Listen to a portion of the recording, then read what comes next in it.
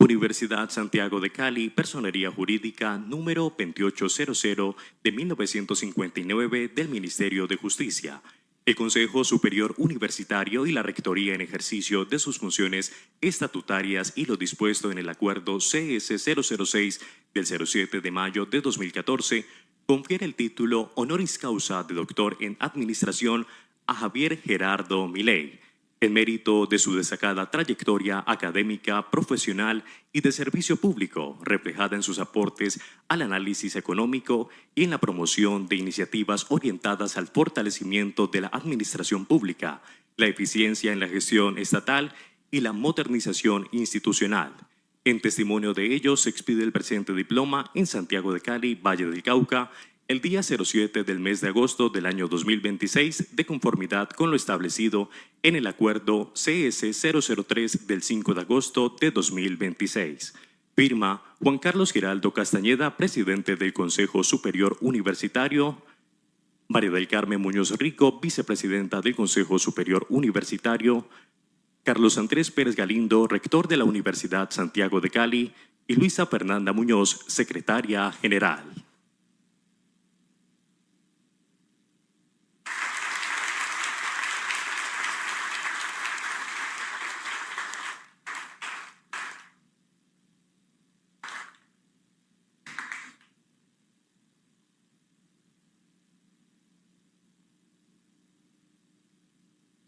Damas y caballeros, el aplauso fuerte para ellos.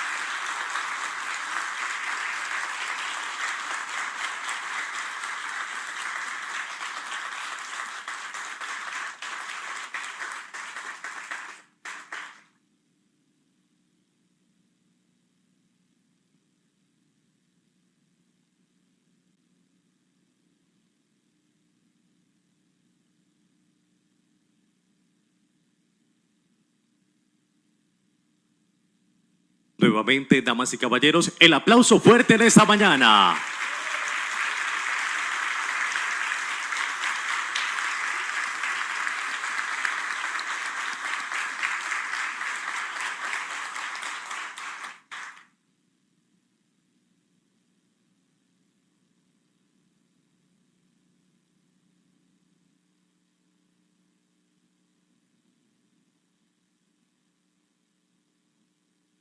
Invitamos al nuevo doctor honoris causa en Administración de la Universidad Santiago de Cali, el señor presidente de la República Argentina, doctor Javier Gerardo Milei, para dirigir unas palabras con ocasión de esta distinción académica.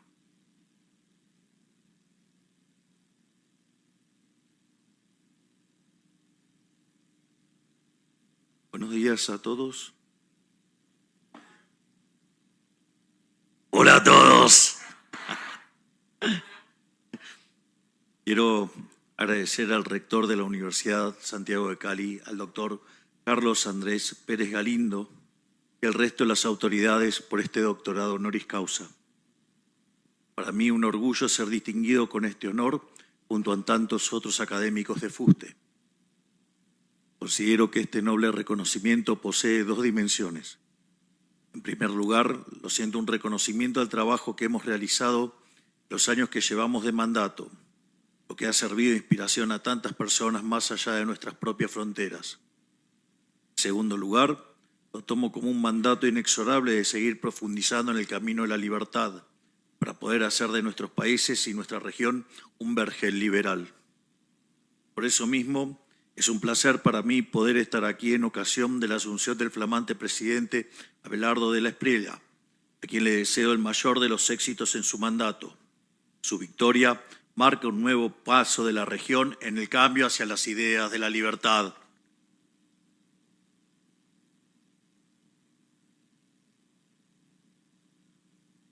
Los vientos de la historia están soplando en la dirección de la libertad por primera vez en muchos años. Pocos meses hemos visto el mismo fenómeno en Chile, Perú y ahora estamos aquí, donde el presidente Abelardo también lo logró. Hoy es el deber de todos nosotros izar las velas y navegar para traer prosperidad a nuestros pueblos. ¡Viva la libertad, carajo!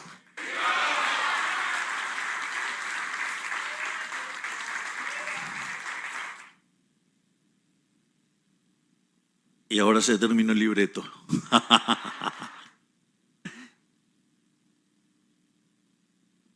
Una de las cosas que me parece interesante y que uno puede aportar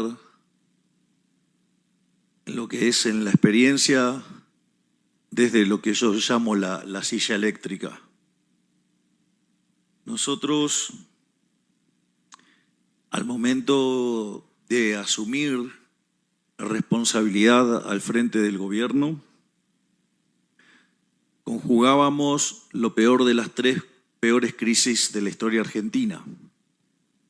Teníamos un desequilibrio monetario, su nombre técnico en inglés es money overhang, que era el doble del que teníamos en la previa del Rodrigazo de 1975, una experiencia traumática que multiplicó por 6 la tasa de inflación, por 5 la cantidad de pobres y que dio inicio a partes muy oscuras de nuestra historia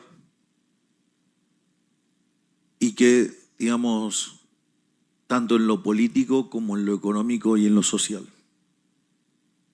Por otra parte, teníamos un desequilibrio en el Banco Central que era peor al que estaba transcurriendo en el año 1989, previo a la hiperinflación que tuvo el gobierno de Alfonsín, y al mismo tiempo teníamos indicadores sociales que eran peores que los que había a la salida de la convertibilidad.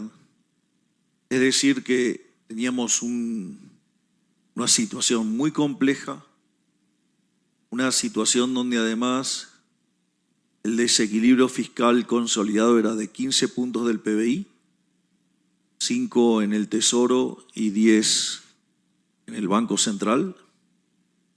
Teníamos el equivalente de 4 bases monetarias venciendo a un día, con lo cual en el lapso de un día podríamos haber quintuplicado la cantidad de dinero. Además teníamos el equivalente a 9 bases monetarias en pesos venciendo en menos de 30 días y la inflación venía corriendo a un ritmo diario del 1,5%. Por lo que, es más, la inflación mayorista del mes de diciembre, cuando nosotros asumimos, se ubicó en el 54%. Es decir, que estaban todas las condiciones para que Argentina tuviera la peor crisis de su historia. Concretamente, con solo haber mantenido la velocidad que traía en ese momento la tasa de inflación y cómo estaban los números monetarios, digamos, hubiéramos llegado a una inflación del 15.000 o el 17.000%. En circunstancias similares, Argentina experimentó crisis donde la caída del PBI osciló entre 15 y 10%, lo cual obviamente hubiera destruido los salarios reales y hubiera empujado a la pobreza a cerca del 90% de la población. Esa era la situación donde nosotros llegamos y que había que tomar decisiones. Y no había ni tiempo ni para focus group, ni para encuestas, sino que para lo único que había tiempo era para tomar decisiones contra reloj. Y en ese sentido hay una frase extraordinaria de uno de mis grandes mentores, que es el profesor Alberto Venegas Lynch, hijo, que dice: no hay nada mejor ni más útil para resolver un problema complejo en la vida real que tener una buena teoría. Y nosotros sí teníamos claro el rumbo, sí teníamos claro lo que queríamos hacer.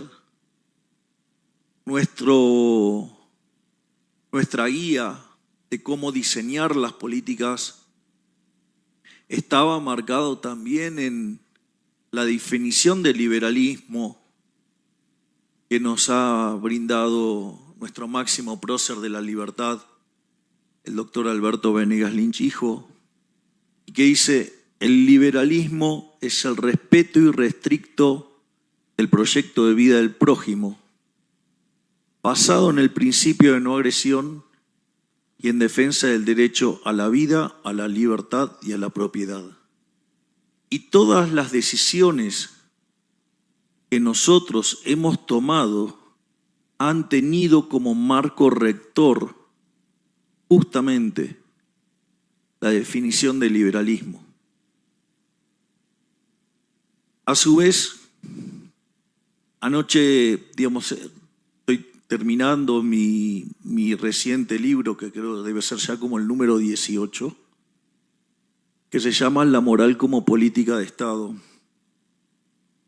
Y básicamente, anoche recibí el prólogo del doctor Sturzenegger, que justamente lo que dice, bueno, si uno quisiera saber cuál es el manual de lo que estamos haciendo es, en temas de economía, habría que mirar mi anterior libro que se llama Capitalismo, Socialismo y la Trampa Neoclásica.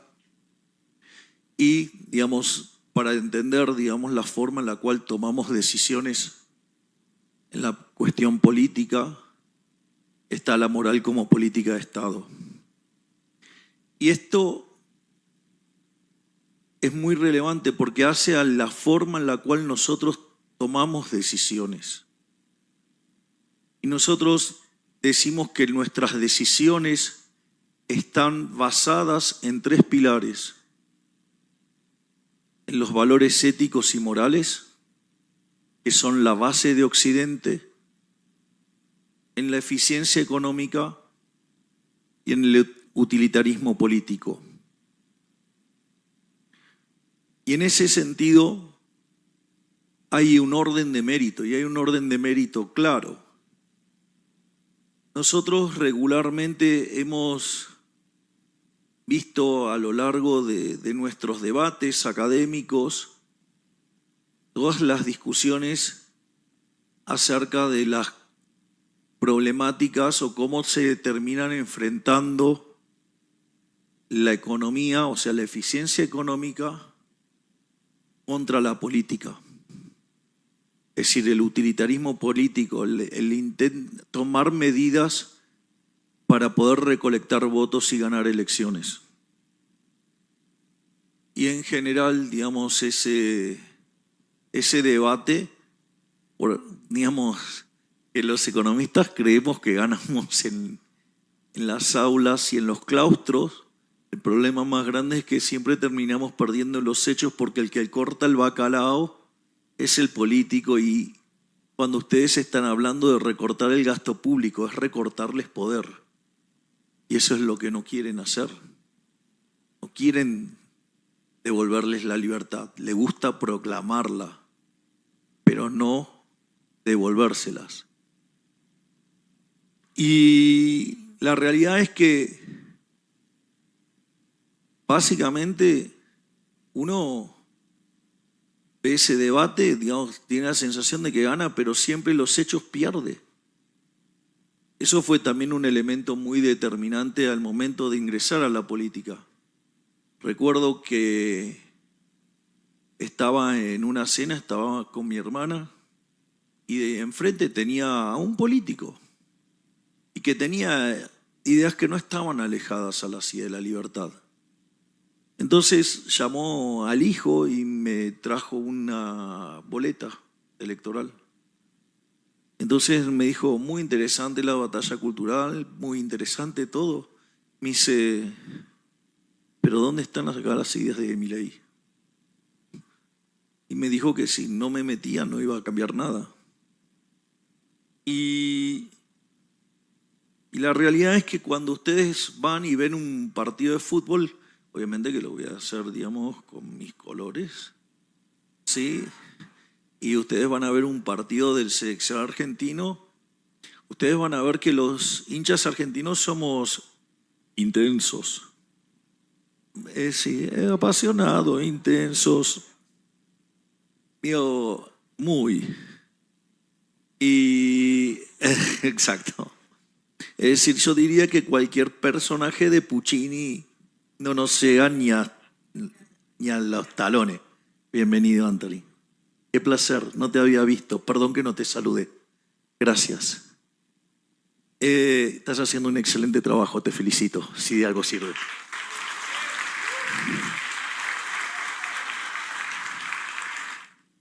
Y no solo eso, que somos tan intensos que además llenamos de colores las tribunas, gritamos como desaforados, pero cuando ustedes ponen el balón en la mitad de la cancha, podemos gritar todo lo que se nos dé la gana, pero la pelota no se mueve. Es decir, el que termina haciendo los goles es Messi. Y el mejor jugador de fútbol de toda la historia de la humanidad, lejos.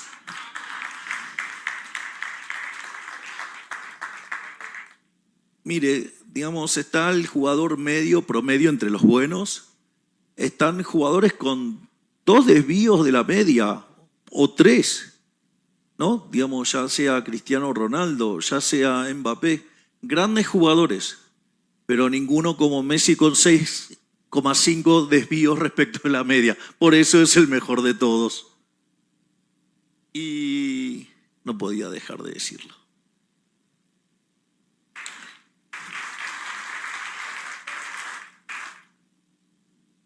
Entonces ustedes tienen que involucrarse, porque si no, digamos, el enemigo sí lo hace. Y nosotros al momento de llegar teníamos que tomar decisiones. Y esas decisiones nosotros las basamos en esto que he llamado o denominado la moral como política de Estado. Son 3 bloques. El primer bloque es el de los valores éticos y morales, que son la base de Occidente y que tienen 4 capítulos. Hay un capítulo que tiene que ver con la filosofía griega. Digamos, la filosofía griega es muy interesante en la forma en la cual se pensaban los problemas, cómo se resolvían los problemas, los dilemas que el hombre tiene que enfrentar. Hay uno que a mí me gusta particularmente, que tiene que ver con la conquista de Troya, ¿sí? Digamos, con la Odisea. ¿Y qué es lo que pasa? Cuando van caminos a Troya, Odiseo, frente al olor que despedía Filoctetes, fruto de que había sido picado por ese bicho que se arrastra, de un socialista, tiene que llevar otro nombre en el mundo animal. En ese contexto, el pie de Filoctetes emitía un olor verdaderamente horrible. Cosa que yo no podría documentar porque aviso que yo no tengo olfato, pero digo, al margen de eso, porque el otro día en algunos lugares hacían referencia hacia qué olores y no sé qué cosa. Pero al margen de eso, Filoctetes era el mejor arquero que tenían los griegos. Y entonces Odiseo lo tira en una isla y siguen. Y cuando va a consultar el oráculo le dice que no puede ganar si no lo trae a Filoctetes. Lo cual es entendible por la lógica de la estructura de Troya. Ustedes, digamos, necesitaban de los arqueros, los arqueros. Es un chiste, digamos, haciendo abuso del español. Por mi pasado como goalkeeper, si ustedes quieren. Pero, entonces, ¿cuál era el punto? El punto es que lo tenía que traer de vuelta. Y Filoctetes no aceptaba si Odiseo no le pedía perdón. Entonces, ¿qué hace Odiseo? Va camino a buscar a Filoctetes con el sobrino de Aquiles, o sea, Patroclo. Y el punto es que claramente lo manda a Patroclo y lo engaña a Filoctetes, lo llevan, digamos, y dan la pelea y ganan, o sea, engañan al oráculo. Pero vean la naturaleza de esa situación. Es decir, ¿qué es lo que hace? Pondera qué cosa. Si la solución hubiera sido admitir el error, pedir perdón a Filoctetes, si ganar era tan importante, esa era la solución correcta. Sin embargo, Odiseo no quería demostrar frente a sus pares que pedía perdón y reconocía un error frente a un soldado. Y agarra y recurre al engaño, cuando en realidad la solución moral debería haber sido: hacete cargo, o pedís perdón y ganás, si es tan importante, o aguantate las consecuencias y perdé. Sin embargo, recurre al engaño. Eso es, fíjense que lo que está metido ahí en el medio también, que ese es el problema del ego. Entonces, ahora la pregunta es, verdaderamente se terminó ganando, pero ¿ganó verdaderamente Odiseo? Digamos, él no quiso pedir perdón para no dañar su reputación frente a sus pares. Sin embargo, lo hizo engañando a Filoctetes. Por ende, el camino de Odiseo estaba terminado, porque todos sus pares sabían que era un embustero. Y no importa si ganó o no ganó la guerra, sí, digamos, Troya cayó, pero su futuro está terminado. Es decir, solamente pueden construir una victoria sólida si ustedes toman las decisiones correctas. Y si creían que era correcto haberlo revoleado en una isla a Filoctetes, también deberían haber soportado las consecuencias de eso, y es asumir y tolerar la derrota. Fíjense que esto es interesante porque tiene que ver con la forma de que toman decisiones. Si ustedes me preguntan a mí qué es lo que hubiera hecho, yo le hubiera pedido perdón a Filoctetes y hubiéramos ganado Troya, pero hubiera demostrado un liderazgo capaz de aceptar errores, porque no hay nada peor que cuando ustedes cometen un error, querer negarlo, porque lo que va a pasar es que van a seguir insistiendo en el error y van a tomar un conjunto de decisiones todas erróneas cuyo resultado es peor que lo que tenían. Ese es, digamos, es para ilustrar por qué, digamos, el pensamiento griego nos trae todo el tiempo cosas que nos alumbra y nos permite ver estos tipos de problemas que uno tiene que estar tomando decisiones. Pero hay algo maravilloso porque lo tiene que hacer en los zapatos de otro. Y eso después les permite extrapolarlos y tomar las decisiones más armado conceptualmente. El segundo punto tiene que ver con el derecho romano. Digamos, y ahí también hay una distinción, y es muy importante, entre lo que es el derecho natural y el derecho positivo. Ustedes pueden sancionar leyes, ¿sí?, y hacer que algo sea legal, pero que sea legal no lo hace legítimo. Para que algo sea legítimo tiene que estar en consonancia con el derecho natural, que tiene que ver con el respeto a la vida, el respeto a la libertad y un derivado de ello que es el respeto a la propiedad, que en el fondo no son ni más ni menos que las bases del liberalismo que mencioné en la definición que utiliza el profesor Alberto Venegas Linchijo. Consecuentemente, uno tiene que entender que por más que algo se vuelva legal, eso no lo va a hacer legítimo.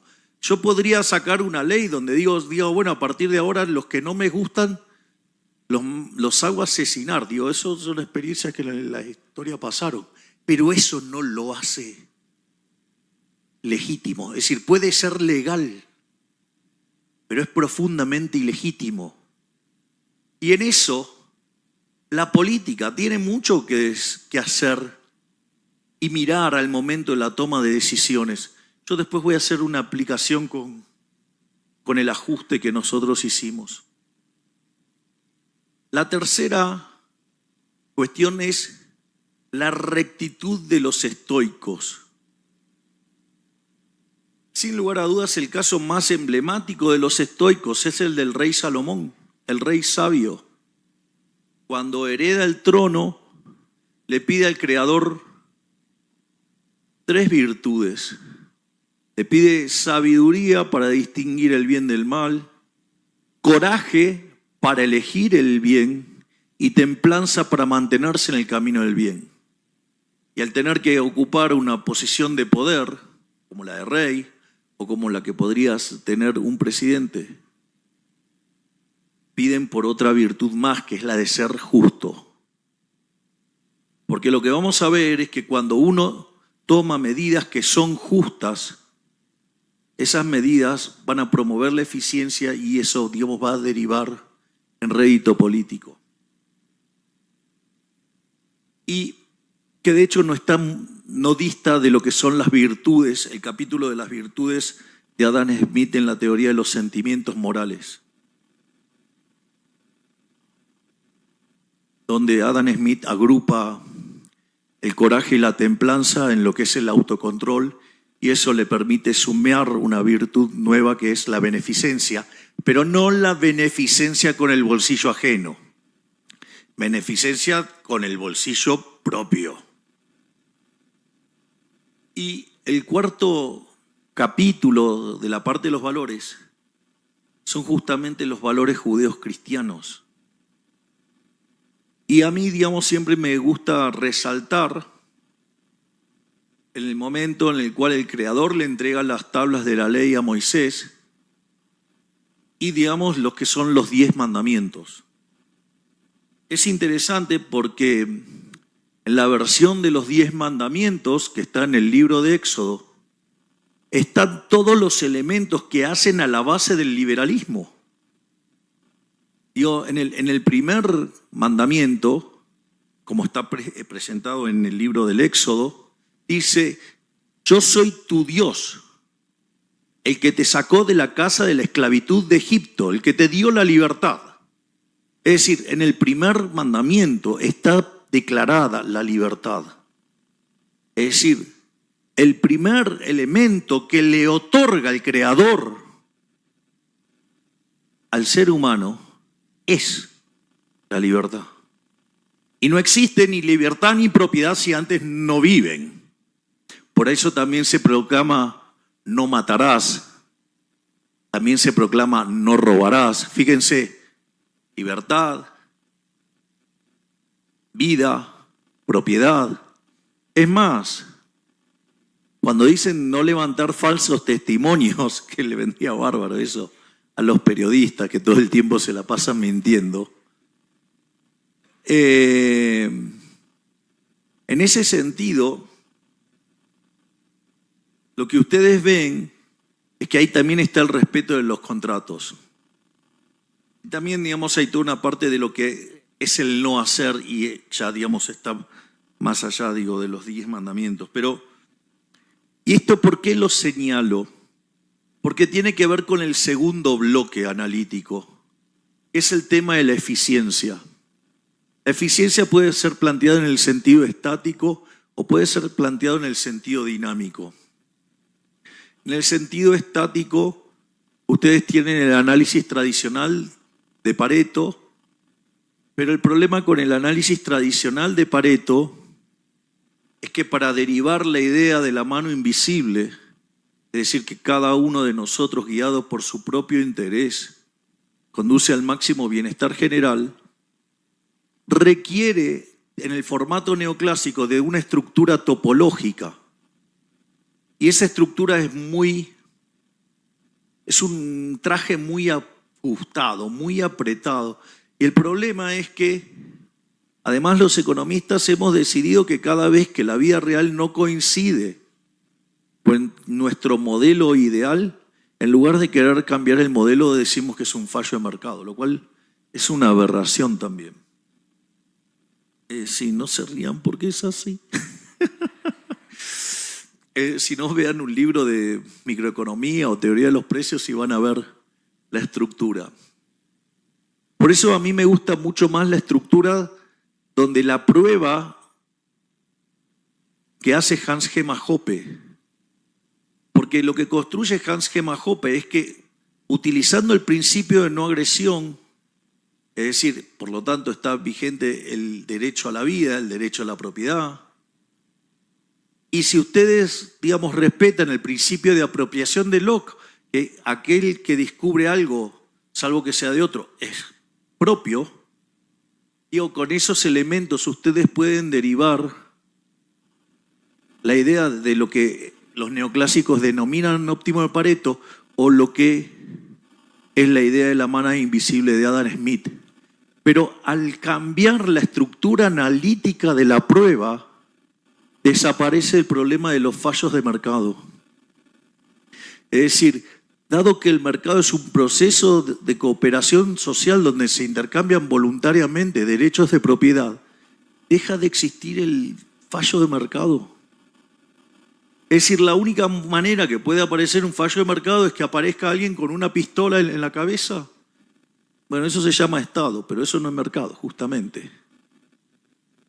Entonces, eso hace que, de hecho, es la base de mi trabajo en el libro Capitalismo, Socialismo y la Trampa Neoclásica.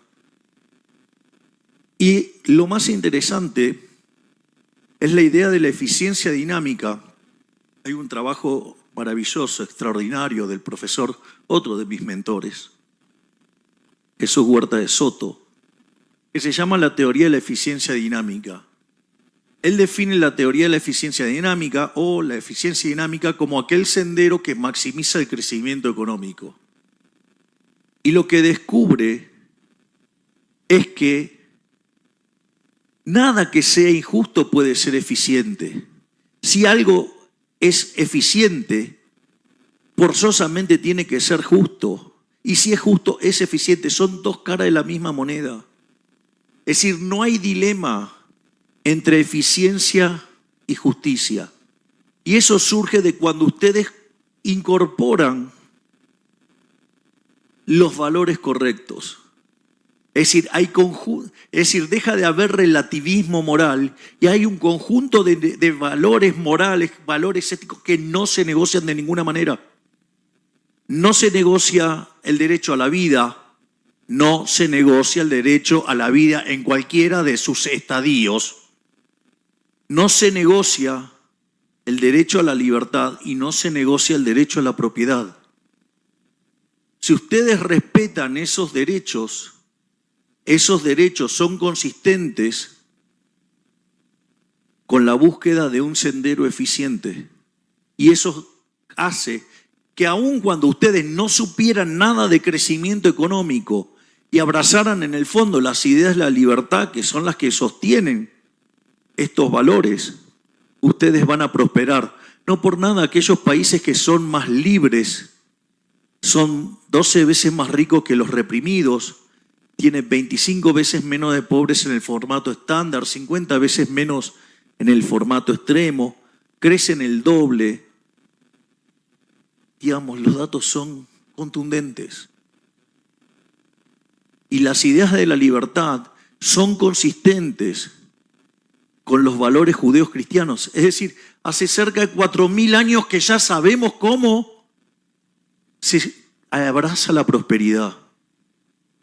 Es decir, fuimos expulsados del paraíso. No podemos volver al paraíso. Pero el Creador nos mandó y nos dio las tablas de la ley. Y que si nosotros seguimos esos valores, vamos a prosperar. Por eso es tan interesante el análisis que hace el profesor Venegas Lynch hijo, el análisis de Hans-Hermann Hoppe, a pesar de que me odia, y digamos de Huerta de Soto, porque ustedes arraigados en los valores que son lo que llamamos Occidente, que son los valores judeos cristianos, vamos a prosperar. Y naturalmente, si ustedes toman decisiones que son justas y que a la vez eso hace que sean eficientes, como va a haber prosperidad, van a ganar votos y van a ganar en elecciones. Es decir, que si nosotros...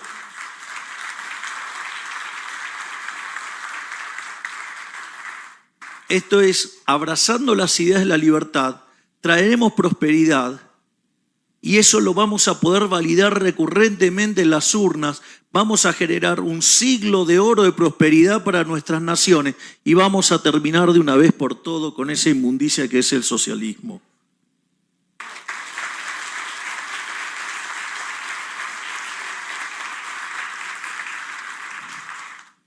Para finalizar, les voy a dar un ejemplo concreto de cómo resolvimos el problema que heredamos. No voy a hacer todo porque, no me quiero, además, recibir de somnífero. Pero lo interesante es la corrección del déficit fiscal. Un déficit de 5 puntos del PBI. Una forma de arreglarlo, no es forma de arreglarlo, pero ya vamos a ver por qué no, es endeudarse. Ahora, el endeudamiento, ¿qué es? Son impuestos futuros. Es decir, que la fiesta del presente la paguen nuestros hijos, la paguen nuestros nietos, la paguen gente que hasta ni siquiera ha nacido. Es decir, es profundamente inmoral endeudarse, es inmoral. Es decir, la deuda naturalmente es inmoral. ¿Cómo ustedes, qué les parecería que nosotros nos hagamos una mega fiesta y le pasemos la cuenta a nuestro nieto?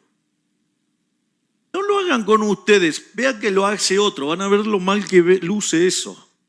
Bueno, entonces ahora pongámonos en los zapatos del nieto. Él no vio nada y ya tiene hipotecados sus ingresos futuros. Todavía ni siquiera decidió de qué va a estudiar, pero ya tiene que pagar la fiesta de todos nosotros. Una cosa verdaderamente aberrante. La otra solución es emitir dinero. Ahora, si yo emito dinero, eso genera inflación. Es un impuesto no legislado. Es un robo, como todo impuesto, pero además encima ni siquiera está legislado. Y como si todo fuera poco, es profundamente violento porque golpea a los sectores más vulnerables y además distorsiona los precios, con lo cual distorsiona la asignación de recursos y por ende termina perjudicando el crecimiento económico. Por lo tanto, tampoco la emisión monetaria es solución. La otra solución es subir los impuestos. Pero los impuestos por algo se llaman impuestos. Por eso yo a los pagadores de impuestos le digo pagadores de impuestos y no contribuyentes. Es decir, los impuestos no se pagan voluntariamente. ¿Qué contribuyente? Contribuyente nada. Son pagadores de impuestos. Y los impuestos ustedes los pagan a punta de pistola porque, si no van presos. Ahora, eso lo hace legal, pero no lo hace legítimo.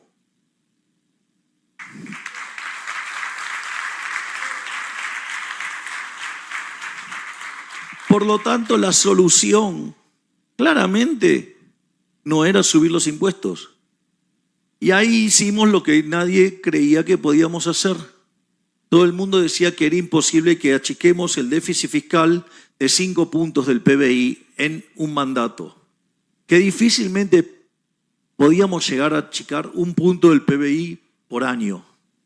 Bueno, nosotros, siguiendo una frase que me dijo hoy Abelardo, que me encantó y le dije, te la voy a robar, que es de Picasso, dice, yo me dedico a hacer lo imposible porque para lo posible están todos los demás. Y entonces dijimos, nosotros vamos a hacer lo que nadie hizo. Hicimos el ajuste fiscal más grande de la historia de la humanidad en tiempo récord. En un mes pusimos en caja las cuentas del sector público bajando los impuestos.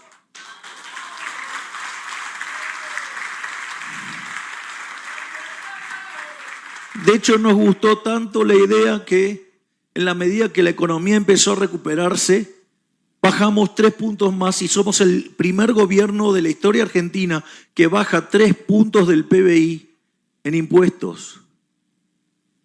Pero eso no nos alcanzaba para terminar con la crisis.